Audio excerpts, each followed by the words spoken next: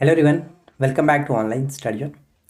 तो उम्मीद करते हैं कि इससे पहले कि आपने बाकी के चैप्टर्स को देख लिया होगा। नहीं देखा है तो मैं आपको रिकमेंड करूंगा कि एक बार ज़रूर चेकआउट कर लीजिए। अदरवाइज सिर्फ और सिर्फ टाइम पास करने से कुछ होने वाला नहीं है। तो देखिए, आज हम इस वीडियो में लेकर आए हैं क्लास 7 का, जो कि हिस्ट्री का चैप्टर नंबर 3, जिस पे देखेंगे दिल्ली के सुल्तान।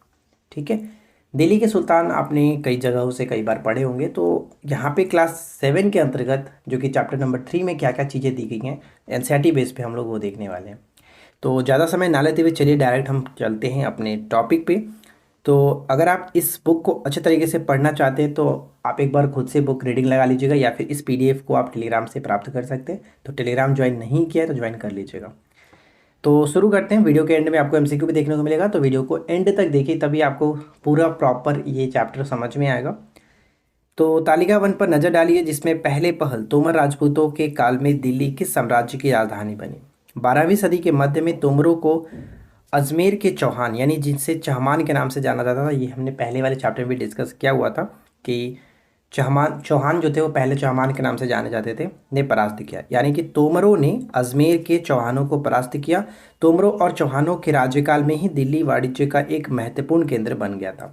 इस शहर में बहुत सारे समृद्धशाली जैन व्यापारी रहते थे, जिन्हें अनेक मंदिरों का निर्माण कराया। यहाँ देहलीवाल कहे जाने वाले सिक्के भी ढाले गए। यानी देहलीवाल कहे जाने वाले सिक्के कहाँ पे ढाले गए थे? यहीं पर दिल्ली के आसपास के जो क्षेत्र था दिल्ली में, वही। ठीक है। इसके बाद हम आगे देखेंगे। 13वीं सदी के आरंभ में दिल्ली सल्तनत की स्थापना हुई। इसके साथ दिल्ली एक ऐसी राजधानी में बदल गई जिसका नियंत्रण इस उपमहाद्वीप में बहुत बड़े क्षेत्र तक फैल गया था। तालिका वन फिर से एक बार नजर डालिए और उन 5 वंशों के पहचान कीजिए जिससे मिलकर के दिल्ली सल्तनत बनी हुई है। तो आप सभी को पता है कि दिल्ली सल्तनत में 5 वंश कौन कौन से थे। तो जिन इलाकों को हम आज दिल्ली के नाम से जानते थे, वहाँ इन सुल्तानों ने अपने नगर बसाए थे। मानचित्र 1 पर देख करके दिल्ली, एकोना, सिरी और जहांपना को पहचान करिए। ठीक है। तो आप इन सभी को देख करके समझ सकते हैं कि कौन कहाँ पर है। दिल्ली का एक्चुअली एक छोटा सा एक मैप यहाँ पे लगाया गया। देखिए, दिल्ली के शासक के अंतर्गत जो आए वो हम यहाँ पे देख सकते हैं। राजपूत वंश, तोमर सबसे पहले, अनंगपाल। आपको पता होगा कि दिल्ली की स्थापना जो है किसने की थी? अनंगपाल ने ही की थी। तो अनंगपाल हो गए। उसके बाद यहाँ पे जो बाकी क्रम रहा वो आप देख सकते हैं। इसमें खिलजी वंश, तुगलक वंश, सैयद वंश, लोधी वंश। और आप सभी को याद रखना होगा कि अंतिम जो शासक थे दिल्ली सल्तनत के, वो थे आपका वंश था लोधी वंश, जो कि इसमें इब्राहिम लोधी सबसे अंतिम शासक होते हैं 1526 ईस्वी में पानीपत के प्रथम युद्ध में, जो कि बाबर के हाथ मारे जाते हैं। उसके बाद यहाँ पे दिल्ली सल्तनत समाप्त होता है। अब इसमें आप आगे की तरफ पढ़ेंगे तो ज़्यादा कुछ नहीं है। अब यहाँ पे हम देखेंगे सन 1236 में सुल्तान इल्तुतमिश की बेटी रजिया सिंहासन पर बैठी। ठीक है, रजिया सिंहासन पर बैठी थी। अब यहाँ पे दो प्रश्न पूछा जाता है कि रजिया जो है वो किसकी बेटी थी, किसकी पुत्री थी? तो ये इल्तुतमिश की पुत्री थी। इल्तुतमिश गुलाम वंश के एक शासक थे। इन्हें हम लोग गुलामों के गुलाम के नाम से जाना जाता था, क्योंकि ये कुतुबुद्दीन ऐबक का खुद गुलाम था, और कुतुबुद्दीन ऐबक मोहम्मद गौरी का गुलाम था, इस वजह से। और ये 1236 से लेकर के 1240 तक जो कि सिंहासन पर बैठी हुई थी रजिया सुल्तान। और रजिया सुल्तान भारत की एकमात्र महिला शासिका, हम कह सकते हैं भारत की प्रथम और एकमात्र महिला शासिका थे। उस युग के इतिहासकार मिनहाज ए सिराज ने स्वीकार किया कि वह अपने सभी भाइयों में अधिक योग्य और सक्षम थी, लेकिन फिर भी वह रानी एक रानी को शासक के रूप में मान्यता नहीं दे पा रहा था। दरबारी जन भी उसके स्वतंत्र रूप से शासन करने की कोशिशों से प्रसन्न नहीं थे। सन 1240 में उसे सिंहासन से हटा दिया गया था। यानी 1236 से लेकर के 1240 तक जो कि वो शासिका बनी रही। अब इसमें आप आगे पढ़ना चाहें तो पढ़ लीजिएगा। यहाँ पे हम देखिए छोटे छोटे पॉइंट्स जो है जहाँ से क्वेश्चंस बन सकते हैं वो मैंने यहाँ पे हाईलाइट कर दिया है। अब यहाँ पे ध्यान देगा गैरिसन। गैरिसन क्या होता है? तो गैरिसन मतलब रक्षक सैनिकों की टुकड़ियों को कहा जाता था गैरिसन। ठीक है, गैरिसन, आप इसको याद रखेंगे। और इसके बाद आप यहाँ पे देखिए, दूसरा विस्तार सल्तनत की बाहरी सीमा पर हुआ। अलाउद्दीन खिलजी के शासन काल में दक्षिण भारत को लक्ष्य करके सैनिक अभियान शुरू किए गए, और ये अभियान मोहम्मद तुगलक के समय में अपनी चरम सीमा पर पहुंचे। इन अभियानों में सल्तनत की सेनाएं ने हाथी, घोड़े, गुलाम और मूल्यवान धातुएं अपने कब्जे में ली थी। यानी अलग अलग जो राजवंश थे उस पर के हमला करने के बाद, अभियान करने के बाद, वहाँ से लूटपाट करने के पश्चात इन्होंने हाथी, घोड़े, गुलाम और जो कि मूल्यवान धातुएं को अपने कब्जे में लिया। गुलाम को दिल्ली सल्तनत में बदंगा के नाम से जाना जाता था, जो कि हम आगे एक शब्द देखने को मिलेगा आपको, जो कि देखेंगे।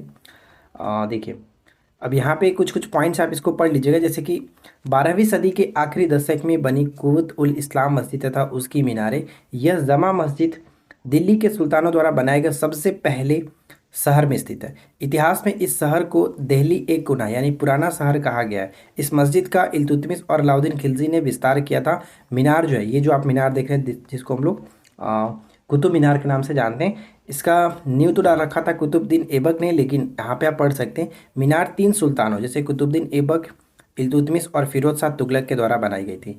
जैसे कि नींव इसमें रखा गया, पूरा काम कराया गया जो इल्तुतमिश के द्वारा, इसमें बाद में जो इसका एक और मंजिला जो जोड़ा गया था वो फिरोज शाह तुगलक के द्वारा जोड़ा गया था। तो ये सभी आपको याद रखना है। अब यहाँ पे देखिए सिजदा क्या होता है। तो सजदा जो है आपने देखा था, हमने बलबन के बारे में सजदा और पापोस की जो प्रथा है वो स्टार्ट की थी बलबन ने। तो सजदा घुटने और माथा टेक कर, ये होता है, आपको याद रखना है। और यहाँ पे देखिए कि बेगमपुरी मस्जिद, यह मोहम्मद तुगलक के राज्यकाल में दिल्ली की उसकी नई राजधानी जहांपना विश्व की जो कि शरणस्थली के रूप में जाना जाता था कि मुख्य मस्जिद के तौर पर बनाई गई थी। और इसमें क्या है, इसमें अब ज़्यादा कुछ नहीं है। हाँ, एक पॉइंट है कि भारत में मक्का पश्चिम की ओर पड़ता है। मक्का की ओर की दिशा को किबला कहा जाता है, किबला कहा जाता है, ये थोड़ा सा याद रखेंगे। ठीक है, चलिए आगे की तरफ बढ़ते हैं। मोट की मस्जिद का निर्माण किसने कराया था, ये क्वेश्चन पूछा था कि मोट की मस्जिद का निर्माण सिकंदर लोदी के शासनकाल में या उसके मंत्री के द्वारा बनाया गया था, वजीर के द्वारा बनाया गया था, ये याद रखना है। अब यहाँ पे कि जो कमाली की मस्जिद है ये 1520 के दशक में आखिरी दिनों में बना था, यानी ये भी आपका सिकंदर लोदी के समय में ही बना हुआ था। अब यहाँ पे क्या है कि खिलजी और तुगलक वंश के अंतर्गत प्रशासन और समेकन नज़दीक से एक नज़र देख लेते हैं। इसमें कि दिल्ली सल्तनत जैसे विशाल साम्राज्य में समेकन के लिए विश्वसनीय सूबेदारों और प्रशासकों की जरूरत थी। दिल्ली के आरंभिक सुल्तान विशेषकर इल्तुतमिश सामंतों और जमींदारों के स्थान पर अपने विशेष गुलामों को सूबेदार नियुक्त करना अधिक पसंद करते थे। इन गुलामों को फारसी में बदंगा, जैसे कि मैंने आपको ऊपर बताया था कि गुलामों को दिल्ली सल्तनत में फारसी भाषा में क्या कहा जाता, जो कि बदंगा कहा जाता है, तथा इन्हें सैनिक सेवा के लिए खरीदा जाता था। चलिए बाकी आप यहाँ पे एक्स्ट्रा चीज़ों को पढ़ लीजिएगा। अब यहाँ पे एक छोटा सा शब्द देखने को मिलेगा कलाल। कलाल क्या होता था, तो शराब बनाने और बेचने वाले को कहा जाता था कलाल। ठीक है, कलाल, ये चीज़ याद रखना। आगे देखते हैं। इसमें क्या है कि पहले वाले जो सुल्तानों की तरह ही खिलजी और तुगलक शासकों ने भी सेनानायकों को भिन्न भिन्न आकार के इलाकों के सूबेदार के रूप में नियुक्त किया था। ये इलाके इक्ता कहलाते थे और इन्हें संभालने वाले अधिकारी इक्तदार या फिर मुक्ति कहे जाते थे। तो ये दो नाम आपको याद रखना है, इक्तदार और मुक्ति किसे कहते थे। इसके बाद हमारा नेक्स्ट जो पॉइंट बनता है कि सुल्तान के प्रशासनों ने ज़मीन की पैमाइश की और इसका हिसाब बड़ी सावधानी से रखा। कुछ पुराने सामंत और जो जमींदार थे राजस्व के निर्धारण और वसूली अधिकारी के रूप में सल्तनत की नौकरी करने लगे। उस समय 3 तरह के कर थे। जैसे कृषि पर, जिसे खराज कहा जाता था, कृषि पर जो लगने वाला कर था उसे खराज कहते थे, और ये उपज का करीब आपका 50% आधा होता था। और ये जो किसने किया था, तो अलाउद्दीन खिलजी ने कर दिया था आधा, उपज का आधा, जो किसानों की उपज का लगभग 50% यानी आधा कर दिया था। मवेशियों पर एक कर लगता था और एक घरों पर कर लगता था। तो ये 3 प्रकार के कर यहाँ पे देखने को मिलता है। और यहाँ पे देखिए कि इब्न बतूता आया हुआ था, जो कि 14वीं सदी में किसके समय में, तो मोहम्मद बिन तुगलक के समय में मोरक्को यात्री था। यहाँ से 2 प्रश्न पूछे जाते हैं, इसको याद रखना। और इसके बाद है कि चंगेज खां के नेतृत्व में मंगोलों ने 1219 में उत्तर पूर्वी ईरान में ट्रांस ऑक्सियाना ध्यान रखेगा, ये पुराना नाम है, अब आधुनिक चूंकि हम उज्बेकिस्तान को जानते हैं, उज्बेकिस्तान आधुनिक, इस पर हमला किया और इसके शीघ्र बाद ही दिल्ली सल्तनत को उसका धावा झेलना पड़ा। अलाउद्दीन खिलजी और मोहम्मद बिन तुगलक के शासनकालों के आरंभ में दिल्ली पर मंगोलों के धावे बढ़ चुके थे। इसके बाद हम यहाँ पे देखिए तुलना किया गया अलाउद्दीन खिलजी और मोहम्मद बिन तुगलक के समय में। और आपको मैं बता दूँ एक छोटा सा पॉइंट है, अगर आप दिल्ली सल्तनत पढ़ रहे हैं तो इन 2 शासकों के बारे में बहुत बारीकी से पढ़ लीजिएगा, क्योंकि दिल्ली सल्तनत इन्हीं 2 शासकों पर लगभग टिकी हुई है। क्योंकि ये दोनों शासक दिल्ली सल्तनत के एक तरह से कह सकते हैं कि जड़ माने जाते हैं और बहुत महत्वपूर्ण, मगर जो भी कार्य है इन्हीं से जुड़ा हुआ, तो काफ़ी फेमस रहा है ये 2 शासक। तो यहाँ पे दोनों के बारे में कुछ कुछ पॉइंट्स हैं, जैसे कि हम ऑलरेडी जानते हैं बहुत सारी चीज़ें, लेकिन हम यहाँ पे एक छोटा सा गो थ्रू कर लेते हैं। जैसे दिल्ली पर 2 बार हमले हुए, यहाँ पे 1299 1300 में, और साथ में 1299 या फिर 1300 कह सकते हैं, और 1302 से 1303 में। इनका सामना करने के लिए अलाउद्दीन खिलजी ने एक विशाल स्थायी सेना का निर्माण किया। यानी स्थायी सेना का निर्माण सबसे पहले यहाँ पे देख सकते हैं अलाउद्दीन खिलजी ने किया था। उसी तरह से यहाँ पे इनके बारे में एक तरफ है और दूसरी तरफ यहाँ पे है। तो जो चीज़ इन पे इंपॉर्टेंट है मैंने यहाँ पे हाईलाइट कर दिया, जैसे कि अलाउद्दीन खिलजी ने अपने सैनिकों के लिए सिरी नामक किला का निर्माण करा था और एक गैरिसन शहर बनाया था। और साथ ही साथ गैरिसन शहर बनाने के स्थान पर दिल्ली के चारों शहरों में से सबसे पुराने जो शहर था, जिसको पुराना शहर जिसको हम यहाँ पे दिल्ली कुन्हा को निवासियों के खाली करवाकर यहाँ सैनिक छावनी बनी थी। पुराने शहर में निवासियों को दक्षिण में बनी नई राजधानी दौलताबाद भेजा गया था। तो एक प्रश्न ये पूछा जाता है अक्सर कि किस शासक ने दिल्ली से देवगिरी अपनी राजधानी स्थानांतरित की थी, तो वो आपका यही था, मोहम्मद बिन तुगलक। ठीक है, मोहम्मद बिन तुगलक। इसके बाद हम यहाँ पे देख सकते हैं कि किसानों की पैदावार का 50% यानी कि जो कर था वो आधा कर दिया था, 1/2 कर दिया था, यही अलाउद्दीन खिलजी ने। इसके बाद है सैनिकों को नगद वेतन देने की जो प्रथा स्टार्ट की गई थी वो अलाउद्दीन खिलजी ने स्टार्ट किया था। सांकेतिक मुद्रा किसने स्टार्ट किया था, तो मोहम्मद बिन तुगलक ने MBT जिसको कहते हैं, इसने करीब 1329-30 में इसको स्टार्ट किया था सांकेतिक मुद्रा को। ये प्रश्न हमेशा पूछा जाता है। बाकी इसमें ज़्यादा कुछ इंपॉर्टेंट नहीं है, बस एक और याद रखिएगा कि बाजार नियंत्रण को लागू इसने किया था, तो ये है अलाउद्दीन खिलजी। ठीक है, चलिए इसके बाद हम देखते हैं यहाँ पे 15वीं तथा 16वीं शताब्दी में सल्तनत। तो यहाँ पे देखेंगे तुगलक वंश के बाद 1526 ईस्वी तक दिल्ली तथा आगरा पर सैयद वंश और लोधी वंश का राज्य रहा। 1526 तक, क्योंकि 1526 ही आपका लास्ट होता है। 1526 में पानीपत का प्रथम युद्ध बाबर और इब्राहिम लोधी के बीच होता है, जिसमें इब्राहिम लोधी हारता है। उसी के साथ साथ यह आपका दिल्ली सल्तनत यहाँ पे खत्म होता है। उसके बाद मुगल साम्राज्य स्टार्ट होगा, जो कि हम इसके नेक्स्ट चैप्टर में मुगल साम्राज्य के बारे में पढ़ेंगे। राइट, तो यहाँ पे अब इसके बारे में पढ़ेंगे। तो एक चीज़ और यहाँ पे देखिए, शेरशाह सूरी जो है, शेरशाह सूरी लिखा गया, शेरशाह सूरी जो कि 1540 से 1545 तक करीब, मतलब कि 5 वर्ष तक दिल्ली के शासक बने रहे, ने बिहार में अपने चाचा के एक छोटे से इलाके में प्रबंधक के रूप में काम करना शुरू किया था। ये क्वेश्चन भी पूछा जाता है कि शेरशाह ने अपना जो कैरियर है वो किस तरह से शुरू किया था, अपना जो समय है वो किस तरह से स्टार्ट किया था, काम स्टार्ट किया था, तो प्रबंधक के रूप में इसने स्टार्ट किया था।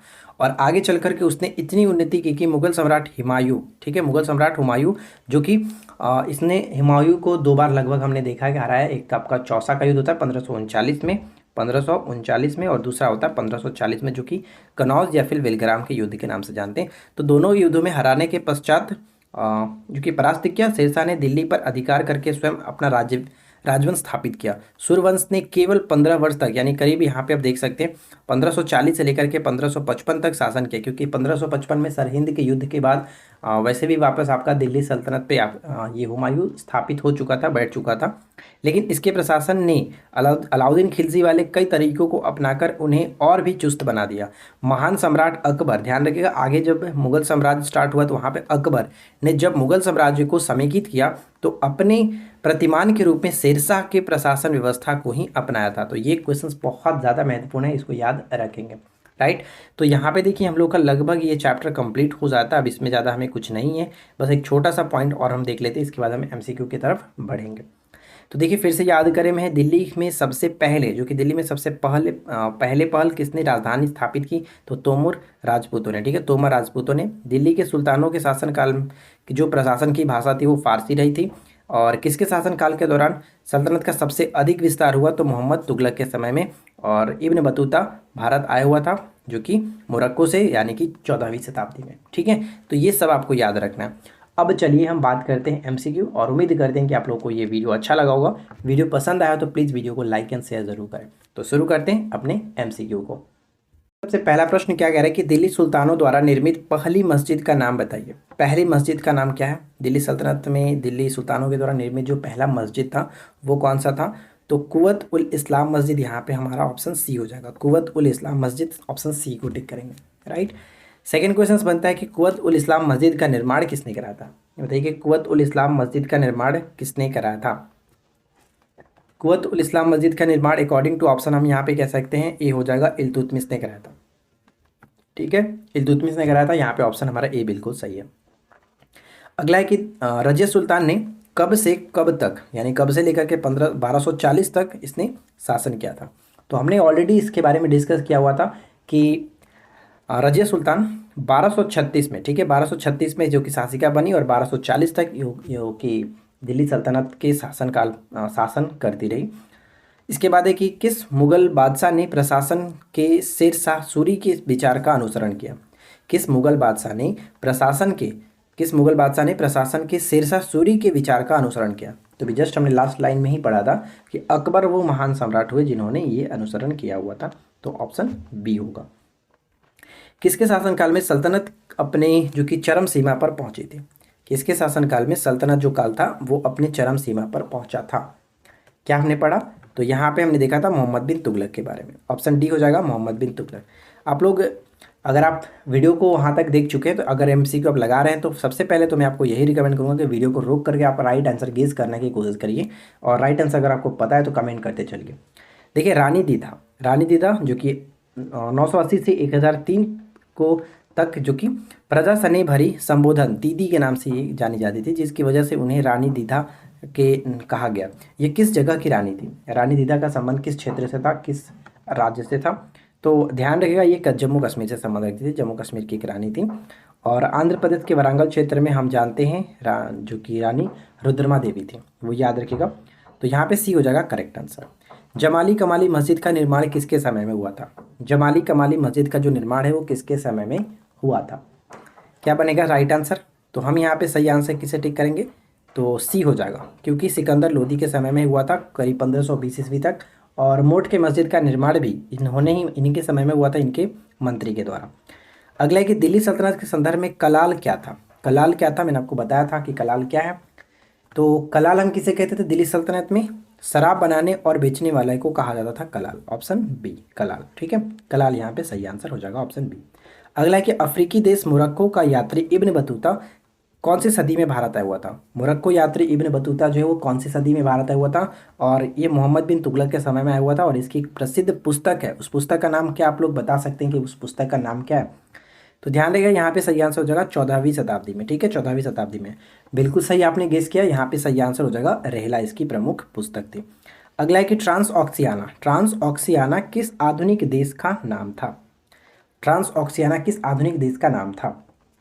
तो राइट आंसर यहाँ पे हम गेस करेंगे ऑप्शन बी उज्बेकिस्तान, ठीक है। उज्बेकिस्तान का जो कि प्राचीन नाम ट्रांसऑक्सियाना कहा जाता था।